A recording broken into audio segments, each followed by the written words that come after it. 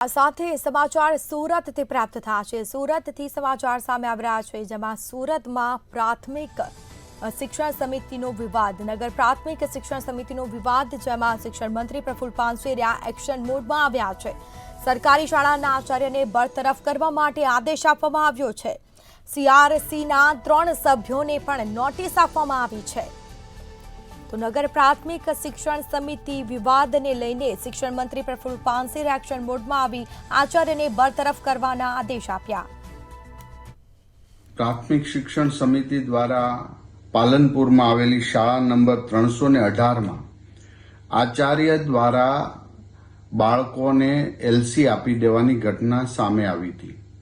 અમારા નગર શિક્ષણ સમિતિના અધ્યક્ષ ભાઈ શ્રી કાપડિયાભાઈ અને સભ્ય બેન શ્રી સ્વાતિબેન સોસાની જાગૃતતાથી આજે તેઓ શાળાએ ગયા હતા અને એ ધ્યાન મારા ધ્યાને દોરવામાં આવ્યું હતું કે આ પ્રિન્સિપાલે ગરીબ બાળકોને એલસી આપી દીધા છે અને આ એક સહન ન થાય એવું કૃત્ય જે આચાર્યએ કર્યું છે। એટલે તુરંત જ મેં શાસનાધિકારી મેહુલભાઈને સૂચના આપી।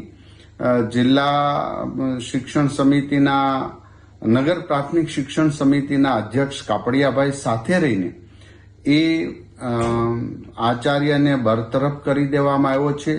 CRC, URC અને નિરીક્ષકને કારણદર્શક નોટિસ આપવામાં આવી છે અને આ એક એવો દાખલો બેસાડવાનો છે, કારણ કે ભારતીય જનતા પાર્ટીની સરકાર દ્વારા એક બાળકને આઈડેન્ટિટી કરીએ છીએ અમે અને એક પણ બાળક શાળાથી વંચિત ન રહે એની દિવસ રાત ભારતીય જનતા પાર્ટીના કાર્યકર્તા અને અમારી ટીમ પ્રવેશ ઉત્સવ કરે છે।